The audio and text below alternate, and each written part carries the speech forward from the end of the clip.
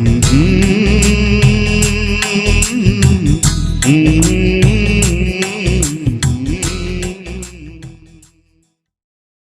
मसीह की। हालेलुया। खुदावंद यीशु मसीह के मुबारक और कुद्दूस नाम में आपको सलाम। और फिर एक बार खुदा के दास होने के नाते और परमेश्वर की संतान होने के नाते मैं फिर एक बार इस अपनी आराधना में आपका स्वागत करता हूँ। 23वीं हमारी लैंड्स की आराधना इस शाम में जो हमारे खुदावंद ने हमें दी है। मुझे बहुत खुशी लग रही है अपने उन लोगों के मैसेजेस को पढ़ के जिन्होंने मुझे मैसेज किया है और बताया है कि उन्होंने कितने लोगों को वीडियो शेयर किया है और लोगों ने बरकत पाई है। और दिन भर कल संडे का, रविवार का दिन था, आराधना का दिन था। आराधना के बाद दिन भर मेरे पास फ़ोन आते रहे। मुझे बहुत खुशी लगी कि मैं लोगों के लिए प्रार्थना करता रहा, लोग अपनी गवाहियाँ मेरे संग शेयर करते रहे। यकीनन प्रभु के लोगों, जब हम परमेश्वर में और उसके वचन में बने रहते हैं, उसके वचन की सामर्थ हमें ज़ोरावर करती है। Praise the Lord. जैसे जब इंसान खूब अच्छा पौष्टिक आहार खाता है, अच्छे सब्जी, अच्छे फ्रूट्स, अच्छे मिनरल्स जब वो अपने जीवन में लेता है तो वो मजबूत होता है, ज़ोरावर होता है, ताकतवर होता है। वैसे जब हम प्रभु के अच्छे कलाम को अपने जीवन में लेते हैं तो हम आत्मिक रूप से मजबूत और सुदृढ़ होते हैं, जयवंत होते हैं और परमेश्वर हमारे जीवन में नजर आने लगता है। हालेलुया। उसका एटीट्यूड, उसका जीवन हमें नजर आने लगता है। और फिर इससे पहले कि हम प्रभु के कलाम को सुने, मैं आपको उभारना चाहूँगा और ये कहना चाहूँगा कि फिर से आप अपने उन लोगों को जो आपसे बहुत प्यार करते हैं, जिन्हें आप बचाना चाहते हैं, जिन्हें आप जिंदगी दिलवाना चाहते हैं, आप ज़रूर से अपने दोस्तों को, परिवार के लोगों को, फ्रेंड्स को और जो भी आपके मिलने वाले हैं, आप उन्हें ये वीडियो ज़रूर से शेयर करें ताकि वो प्रभु यीशु मसीह के कलाम के द्वारा बरकत पाएं, उन्नति करें। और जब हम उनके लिए प्रार्थना करते हैं तो प्रभु उन पर अपने अनुग्रह को बरसाए, अपनी आशीषों को दे और वो खुदावंद यीशु के नाम से जयवंत जीवन जी सके। हालेलुया। मेरे और आपके लिए बहुत ही मुबारक समय है।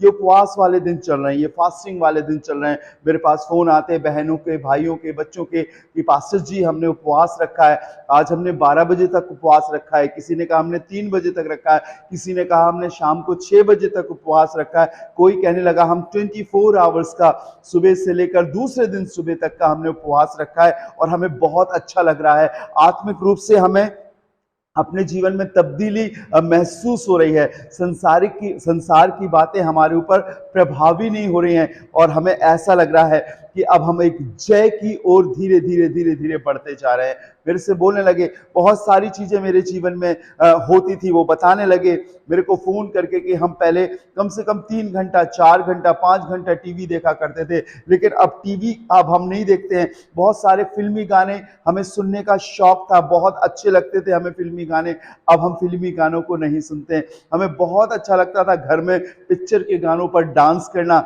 लेकिन जब से हमने उपवास रखना शुरू किया है, प्रभु ने हमारी इन मानसिक अभिलाषाओं पर हमें जयवंत जीवन दिया है।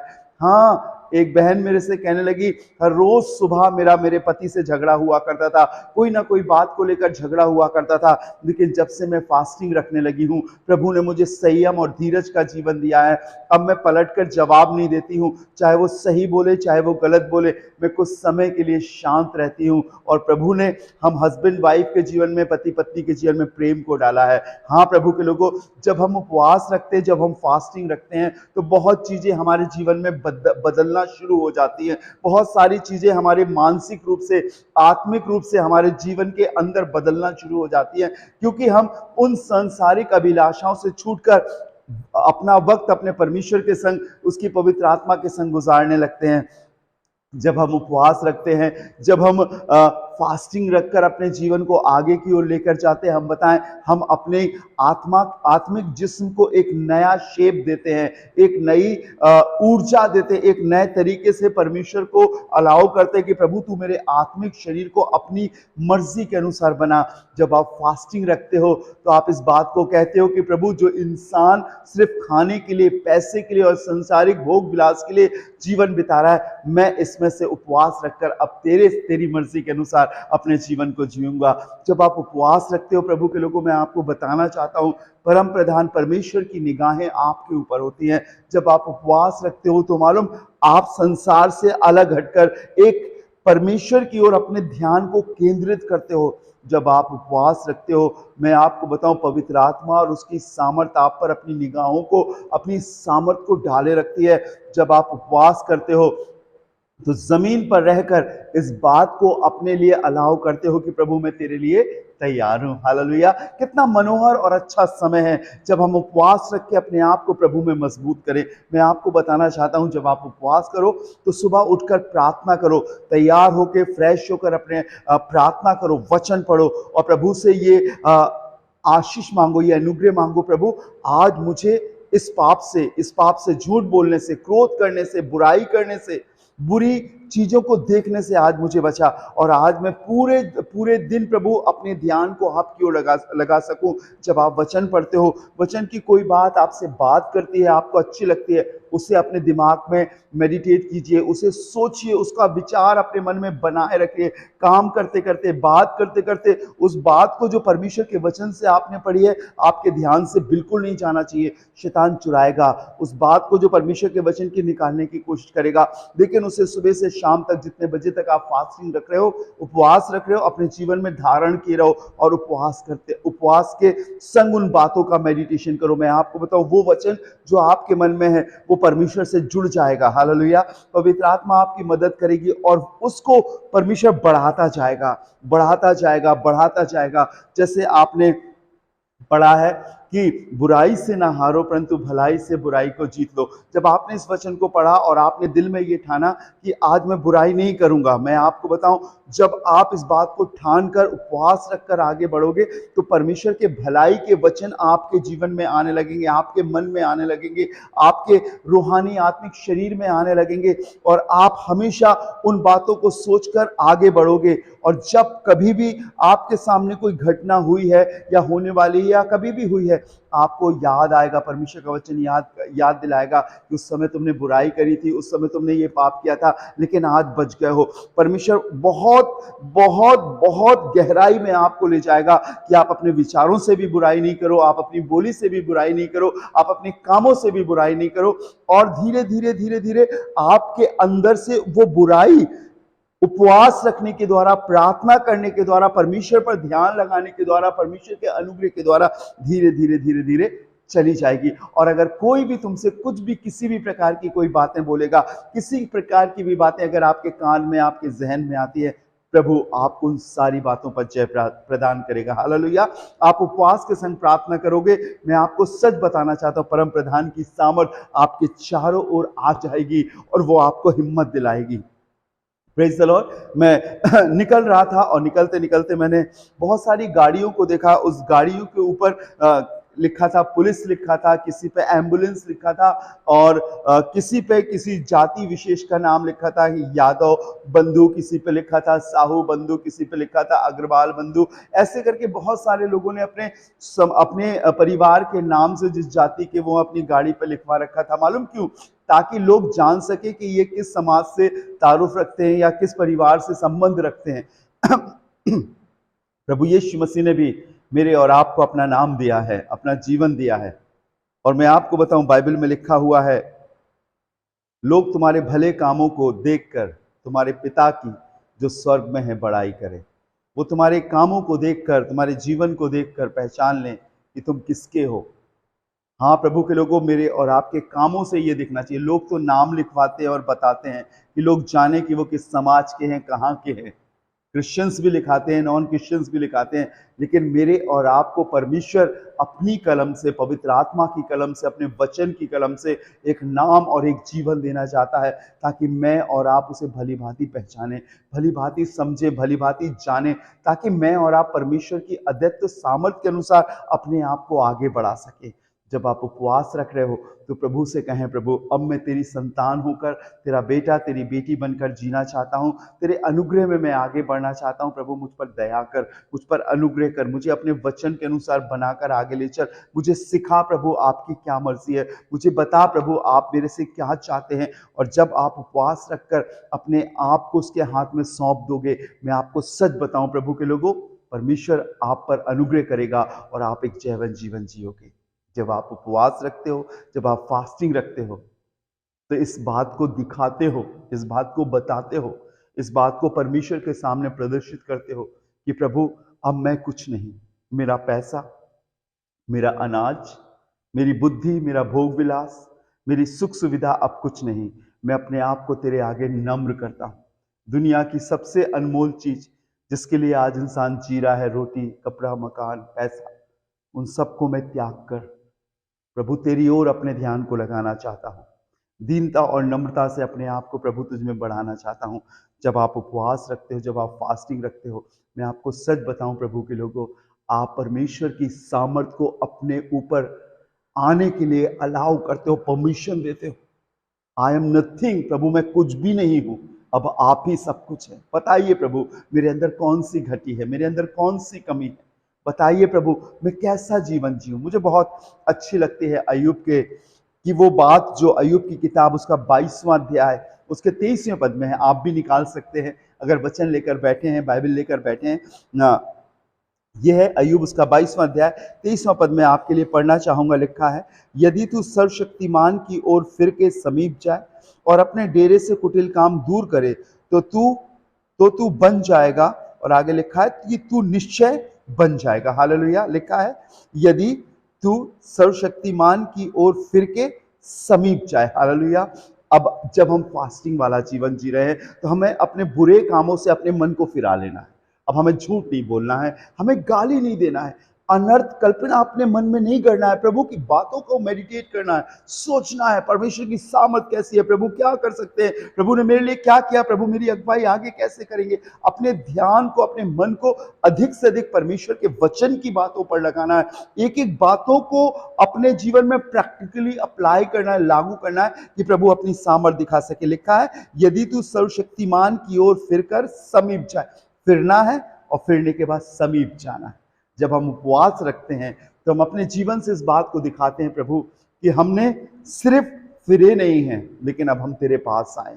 प्रभु जब हम आज शाम को या जब हम फास्टिंग को तोड़ते हैं प्रभु प्रार्थना करने के बाद, हाँ प्रभु हम चाहते हैं हम उस समय तक तेरी सामर्थ से परिपूर्ण हो जाए। पूरे दिन तेरी आत्मा ने हमें उभारा है, पूरे दिन तेरी सामर्थ ने हमसे बातें करी है प्रभु। हमारे चलते फिरते उठते बैठते हम भीड़ में भी थे, अपने परिवार में भी थे, अपनी पत्नी अपने बच्चों के संग, अपने पति अपने बच्चों के संग, हम सब के बीच में थे। लेकिन तब भी तेरी सामर्थ मेरे अंदर काम कर रही थी, तब भी तेरी सामर्थ मुझे बता रही थी। मालूम क्यों? क्योंकि हम उसके समीप आ गए हैं। हालेलुया। जब कोई दूर रहता है तो चिल्लाना पड़ता है, लेकिन जब कोई समीप या पास में रहता है तो वो बोलेगा और बहुत आसानी से सुन सकते हैं। समीप जाए और लिखा अपने डेरे से कुटिल काम दूर करे तो तू निश्चय बन जाएगा। वो कुटिल काम जो मन में भरे रहते हैं, वो बुराइयां जो मन में भरी रहती है, सबसे पहले किसी शख्स को देखकर हमें कौन सा विचार आता है, भलाई का या बुराई का, दुष्टता का या अच्छाई का? वो कुटिलता हर एक मनुष्य के जीवन में होती है।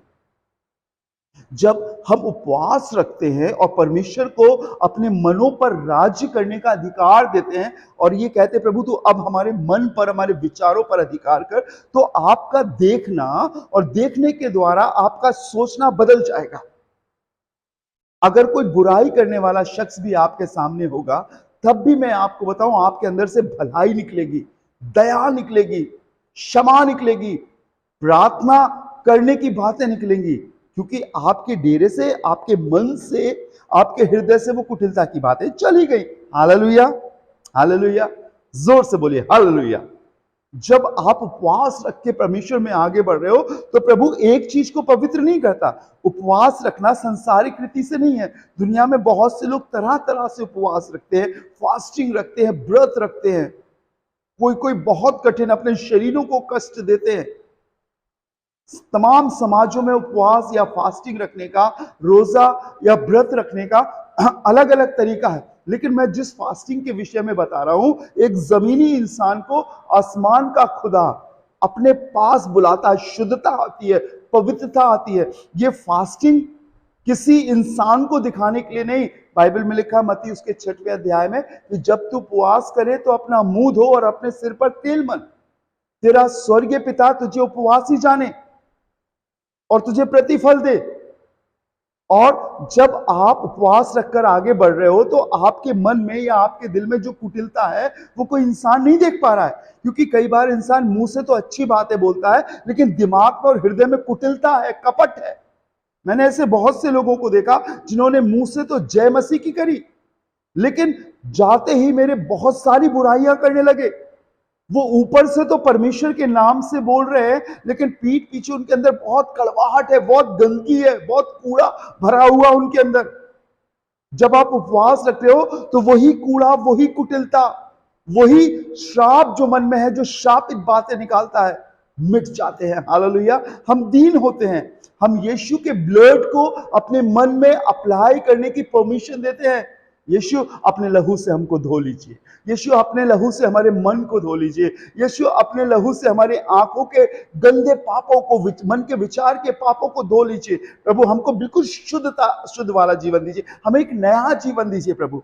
जैसे एक बच्चा पैदा होता है और उसके अंदर थोड़ी समझ आती है, वो चलना फिरना सीखता है, पर उसे ये नहीं मालूम कि धोखा क्या है, झूठ क्या है, फरेब क्या है, और वो सबसे मिलता है। और मैंने देखा है एक छोटी सी एक क्लिप्स में देखा है कि एक छोटा सा बच्चा एक शेर के पिंजरे में चला जाता है और उसे नहीं मालूम है कि शेर कैसा है, काट लेगा, खा लेगा या उसके संग कैसा काम करेगा। वो चला जाता है और जब वो शेर के सामने जाता है तो शेर भी उसको प्यार करने लगता है, चिपकाने लगता है जैसे वो शेर का ही बच्चा हो। उसे नहीं मालूम है।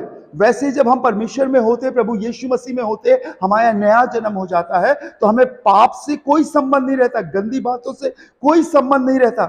हम सबके सामने ऐसे जाते हैं कि हमें कुछ मालूम ही नहीं है। हाँ, एक नए जन्म के संग, एक कुटिलता रहित जीवन लेकर, एक पाप रहित जीवन लेकर। और इसीलिए लिखा है, डेरे से कुटिल काम दूर करे तो तू निश्चय बन जाएगा। हालेलुया। प्रभु हमारे आत्मिक शरीर को मजबूती देगा। मुझे बहुत अच्छा लगता है जब मुझे मेरी बहनें, मेरे भाई लोग, बच्चे फोन करते हैं कि भैया हमारे घर में मैं उपवास रखता हूं। आज हमारे पूरे परिवार ने फास्टिंग रखकर प्रार्थना करी। शाम को हमने आपके वचन को सुना, यूट्यूब पर प्रार्थना भवन चैनल पर हमने आपके वचन को सुना, हमें बहुत आशीष मिली। हम पूरा परिवार 1 घंटा, 1.5 घंटा, आधा घंटा बैठकर प्रार्थना करते हैं, प्रभु के वचन को सुनते हैं। हाँ प्रभु के लोगों, अब वो कुटिलता घरों से दूर हो रही है, जीवन से दूर हो रही है। आओ आगे बढ़ो, सच्चाई से आगे बढ़ो, एक पवित्र जीवन जियो। दुनिया में रहो लेकिन दुनिया कैसे ना बनो, संसारिक बुराइयां ना आए, धोखा, धन का धोखा, बुराइयां हमारे जीवन में ना आए। तब बाइबल में लिखा है, जब हम उस कुटिलता को, उस कपट को दूर करेंगे तो तू निश्चय बन जाएगा। 24वें पद में सुनिएगा कितना अच्छा लिखा है, तू अपनी अनमोल वस्तु को धूली पर, वरन ओपीर के कुंदन को भी नालों के पत्थरों में डाल दे। जब हम उपवास रखते हैं परमेश्वर के लोगों, तो वो सारी चीजें जो मेरे और आपको, मेरे और आपके जीवन के लिए बहुत इंपॉर्टेंट है, जिसके द्वारा हम चतुर दिमाग से पैसा कमाते हैं, चालाकी से लोगों को धोखा देते हैं, चतुर विद्या से, चतुर दिमाग से हम परमेश्वर की नहीं लेकिन अपनी जरूरतों को पूरा करने के लिए सामने बैठे वाले शख्स को बेवकूफ बना देते हैं और हम निपुण और माहिर हो गए हैं। मैं आपको बताऊं, यह परमेश्वर की ओर से नहीं है। बाइबल में लिखा है, अपनी अनमोल वस्तु, वो चीज जिसके द्वारा आप धोखा देकर अन्याय से पैसा कमाते हो, धोखा देकर अपने आप को सुपीरियर या बहुत अच्छा जताते हो। ओपीर, अनमोल वस्तु जिसे हमने बैठा रखा है और हमें मालूम है इस शख्स से हमें कैसे बात करना है, लेकिन परमेश्वर नहीं चाहता उन पुरानी मन में गड़ी हुई बातों को, वो हमारे एक परफेक्शन को संसार में जीने के लिए कि हमें किस अनर्थ रीति से पैसा कमाना है, किस अनर्थ रीति से किससे झूठ बोलना है। अरे हम देख लेंगे, अरे हमें सब आता है, हमारे सामने आते तो हम बताते, आपको कुछ नहीं आता है। वो चीजों को जो आपके अंदर बैठी हुई है, हाँकने वाली, अपने तरीके से करने वाली, उस अनमोल वस्तु को बाइबल में लिखा है, उस गुनाह, उस पाप को धूली पर, वरन ओपीर के कुंदन को भी नालों में फेंक दे। जब हम उपवास रखते हैं तो हमारी सारी मानसिकता पर हम परमेश्वर को अलाउ करते हैं। हमारे पुराने पाप, हमारी पुरानी इच्छाएं, हमारे पुराना जीवन सब मिट जाता है। एक नया बॉर्न अगेन, एक नए जन्मे हुए बच्चे की मानिंद हम अपने हर एक चीजों को प्रभु के हाथों में सौंपते और कहते हैं प्रभु अब आप चलाएं। पुराना जीवन छूट जाता है, पुरानी बातें छूट जाती है, पुराने तरीके छूट जाते हैं, रिवाज खत्म हो जाते हैं। हम दिल की गहराइयों से अपने परमेश्वर और उसकी सामर्थ्य में, उसकी अगुवाई में आगे बढ़ते हैं। लिखा हुआ है, ओपीर के कुंदन को भी नालों के पत्थरों पर डाल दे, संपूर्ण मन से। लिखा है ना सुलेमान ने, नीति वचन 3 अध्याय उसके 5वें पद में लिखा है, तू अपनी समझ का सहारा ना लेना, वरन संपूर्ण मन से यहोवा पर भरोसा रखना, परमेश्वर पर भरोसा रखना। जब हम अपने ऊपर भरोसा रखते हैं, जब हम अपने ऊपर कॉन्फिडेंस रखते हैं, तो एक दिन हमारा भरोसा, हमारा कॉन्फिडेंस फेल हो जाता है। लेकिन जब हम प्रभु पर भरोसा रखते हैं, हटाओ मेरा एक्सपीरियंस, मेरी बुरी बातें, मेरे तरीके बेकार है, लेकिन अब मैं परमेश्वर से पूछूंगा प्रभु तेरी क्या मर्जी है। मैं अपने सारे अनुभवों को नीचे डाल दूंगा, मैं अपनी पुरानी जिंदगी को नीचे डाल दूंगा। मैंने एक बार किसी को धोखा दिया, मैंने दूसरी बार किसी को चतुराई से फंसाया, मैंने किसी के लिए अनर्थ कल्पना गढ़ी और मैं जीत गया। अब प्रभु मैं इस तरीके से नहीं, इन सारी चीजों को जो मेरे पास इतने सालों का अनुभव है प्रभु नाले में फेंकता हूं, अनमोल चीज को नाले में फेंकता हूं। अब आप बताइए प्रभु मैं क्या करूं, अब आप समझाइए प्रभु मैं क्या करूं, अब आप मुझे राह दिखाइए, अब आप मेरे मन में बसिए और मैं आपको बताऊं, वो आपको बताएगा, आपको जैवन जीवन देगा। मैं आपके लिए प्रार्थना करूंगा। एक आयत और पढ़ूंगा, इसकी 25वीं आयत सुनिएगा, कितना अच्छा लिखा है। तब सर्वशक्तिमान आप तेरी अनमोल वस्तु और तेरे लिए चमकीली चांदी बन जाएगा। सिर्फ इतना सा काम करना है, वो परम प्रधान परमेश्वर आपकी दौलत, आपकी शौहरत, आपकी रौनक और आपका खुदा बन जाएगा। कुटिल जगह पर, कुटिलता जो मन में है, कपट जो मन में है, जैसे जाएगी, परमेश्वर उस पवित्र स्थान में, आपके हृदय में, आपके मन में बसेगा, आपके विचारों में, आपकी सोचों में बसेगा, आपके कामों में, आपके तौर और तरीके में बसेगा। लिखा हुआ है, तब सर्वशक्तिमान आप तेरी अनमोल वस्तु। अगर हम अपनी अनमोल वस्तु, जिसे हमने बहुत सजो कर रखा है, हमारा घमंड, हमारा अनुभव, हमारे पैसे, जब हम इन सब को अहमियत ना देकर अलग करके अपने जीवन से, तब परम प्रधान आपकी अनमोल वस्तु बनेगा। और जब परम प्रधान आपके संग होगा, परमेश्वर आपके संग होगा, तो जो चीज आप करना चाहते हो वो सब यूं ही होती जाएगी। जो चीज आप बुद्धि से कर रहे हो, जो चीज आप पैसे से कर रहे हो, जो चीज आप अनुभव से कर रहे हो, जो चीज आप लोगों की मदद से या सोर्सेस से कर रहे हो या दुनिया के किसी तरीके से करो, अब वो नहीं करोगे। जब आप पवित्र और पाक हो जाओगे तो आपके प्रत्येक कामों में परमेश्वर आपके संग होगा। आप पहले सब कामों को अपने तरीके से करते थे, लेकिन जब परमेश्वर आपके संग होगा तो आपको कुछ नहीं करना है। जो भी काम है वो परमेश्वर आपका करेगा। और जो काम आप करना भी चाहते हो, लेकिन अगर परमेश्वर आपके संग है, परमेश्वर बताएगा मेरे बेटे, मेरी बेटी, अभी समय नहीं आया है, अभी इंतजार कर। जब आप उपवास में पवित्रता के संग अपने जीवन को जियोगे तो आपके दिमाग पर, आपकी मनसा पर, मानसिकता पर परमेश्वर का इख्तियार होगा। और एक वो पवित्र जीवन जो स्वर्ग में परमेश्वर के पवित्र लोगों का होता है, इस जमीन पर आपका होगा। यहीं से प्रभु आपको अपने स्वर्ग का एहसास दिलाएगा। यह जमीन से आप एक हेवनली जीवन महसूस करोगे, लाइफ महसूस करोगे। लिखा है ना, तब सर्वशक्तिमान आप तेरी अनमोल वस्तु और तेरे लिए चमकीली चांदी बनेगा। जिस खाने के लिए आप परेशान हो, जिस आराम के लिए आप परेशान हो, जिस चीज के लिए आप परेशान हो, मैं आपको बताऊं, स्वर्ग में क्या कोई नौकरी करता है?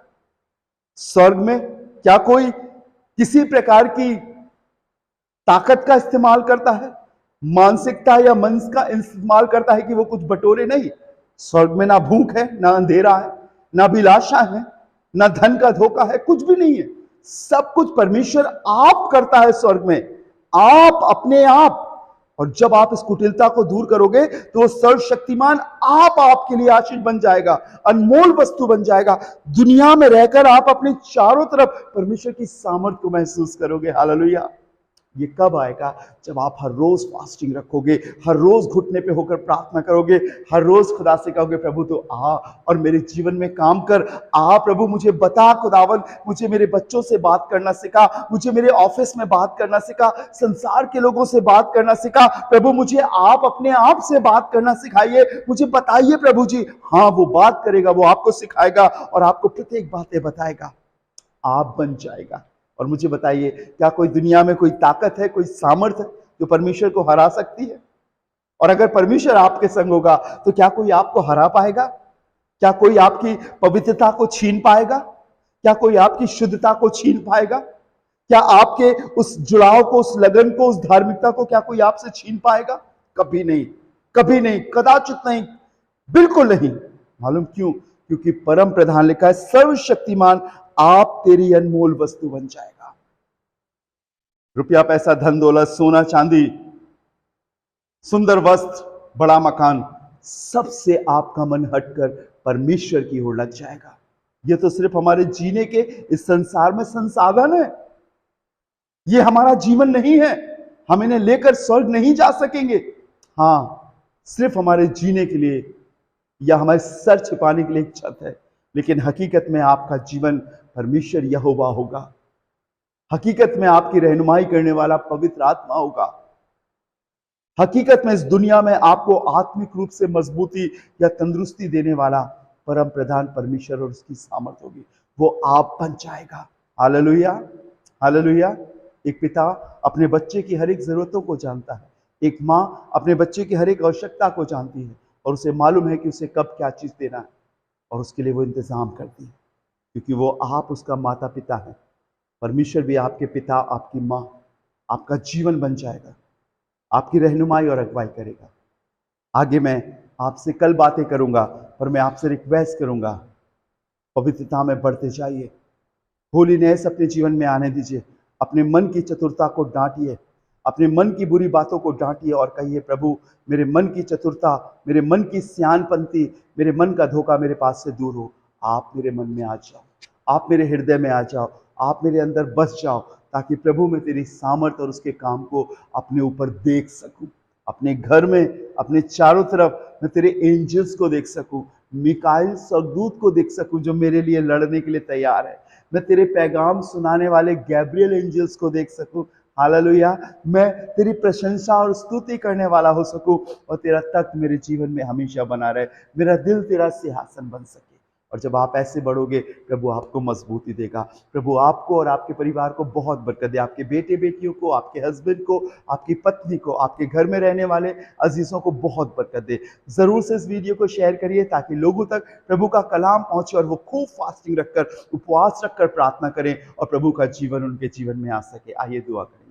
राजाओं के राजा, प्रभु के प्रभु, मैं आपका धन्यवाद देता हूं आपकी आशीषों के लिए, आपकी बरकतों के लिए, आपकी दया के लिए खुदावन, जो हमें सिखाती है कि हमें कैसे पवित्र होना है, हमें कैसे आगे बढ़ना है। प्रभु पग पग में अशुद्धता है, पग पग में गंदगी है प्रभु, हमें मालूम ही नहीं पड़ता कि हम गंदगी में जीवन जी रहे हैं, पाप में, कुटिलता में, कपट में जीवन जी रहे हैं, लेकिन प्रभु आप हमें सिखाते हैं। प्रभु जब हम उपवास के संग आगे बढ़ रहे हैं और ये हमारी 23वीं आराधना है, आज हम चाहते प्रभु जैसे जैसे हम उस कलवरी की राह पर आगे बढ़ जा रहे हैं, उस जगह पर पहुंच रहे हैं प्रभु जिस दिन आप क्रूस पर चढ़े थे खुदावंद यीशु, गुड फ्राइडे वाले दिन हम आपके ब्लड में नहा सके, हम आपके ब्लड में अपने आप को शुद्ध कर सके, हम आपके ब्लड में एक श्वेत सफेद कपड़े पहनकर तेरे सामने खड़े हो सके, वो पवित्रता हमारे जीवन में आ सके। प्यारे प्रभु यीशु नासरी, और जब आप तीसरे दिन जी उठे थे तो आप सिर्फ दुनिया में नहीं लेकिन हमारे जीवनों में जी उठे, हमारे हृदय में जी उठे, और हम प्रभु अपने नहीं लेकिन तेरे कहला सके। आज की संध्या वक्त में हम आपसे प्रार्थना करते प्रभु, अपने लोगों को आशीषित कर बरकत दे, हर एक सुनने वाले लोगों को बरकत दे प्रभु, उनके घर से बीमारी जाने पाए प्रभु जी, उनके घर से गरीबी जाने पाए प्रभु जी, उनके जीवन में अगर किसी प्रकार की भी कोई चिंता है, फिक्र है, कोई काम नहीं हो रहा है प्रभु, दूर होने पाए, यीशु मसीह के नाम के द्वारा उनके बंद दरवाजे खुलने पाए। अगर किसी को कोई शैतानी आत्मा परेशान करती है, रात में नींद नहीं आती है, फिक्र उनके मन में डालती है, वो तड़पता है, यीशु के नाम से शैतानी आत्माएं उनके घर को, उनके परिवार को, उनके जीवन को छोड़कर जाने पाए। यीशु मसीह के नाम से मैं हर एक सुनने वालों के श्राप को इसी समय कैंसिल करता हूं और चाहता हूं यीशु का जीवन उनके जीवन में आने पाए। परम प्रधान परमेश्वर, मैं आपके हाथों में सौंपता हूं। दयालु परमेश्वर, आगे बढ़ा। अगर कोई बीमार है और बार बार दवाइयां खाता है, चाहे वो शुगर है, चाहे वो बीपी की प्रॉब्लम है, चाहे वो थायराइड है प्रभु जी, या शरीर में कोई गांठें हो गई हैं, आज दुआ करता हूं यीशु के नाम के द्वारा पूरा और कामिल छुटकारा होने पाए, वो आजाद होने पाए। यीशु मसीह नासरी का नाम जो जीवन देने वाला है, यीशु मसीह नासरी का नाम जिसने कायनात की संरचना करी, उसी यीशु मसीह नासरी के नाम से प्रार्थना करता हूं, छुटकारा हो, आजादी हो और ये स्वतंत्र हो सके। प्रभु यीशु मसीह के नाम से खुदावंद ये आजाद हो सके और तेरा जीवन पा सके। आपके हाथों में सौंपते हैं, सारा आदर सारी महिमा आपको देते हैं प्रभु, और इस दुआ को धन्यवाद के साथ अपने जीवित उद्धार करता खुदावंद यीशु मसीह के नाम से मांगते हैं। आमीन, आमीन, आमीन। Praise the Lord, hallelujah. मैं विश्वास करता हूं प्रभु ने आपको इस कलाम के द्वारा बरकत दी है, और अगर आपने आशीष पाई है तो आप दूसरों तक ये आशीषें पहुंचाए। मैं फिर एक बार आपसे निवेदन करूंगा, किन्हीं 10 लोगों को आप जरूर से ये वीडियो शेयर करें, ताकि वो प्रभु में और उसकी पवित्रता में आगे बढ़ते जाएं और परमेश्वर आपको इस तरीके से अपनी सेवकाई के लिए इस्तेमाल करे। हालेलुया। इस सुसमाचार को फैलाने के द्वारा, दूसरों तक पहुंचाने के द्वारा आशीषित करे, और प्रभु में आप फलवंत रहो, तैयार रहो, उसका आना नजदीक है। May God bless you. प्रभु आपको और आपके परिवार को बरकत दे और सुरक्षित रखे। जय मसीह की। हालेलुया।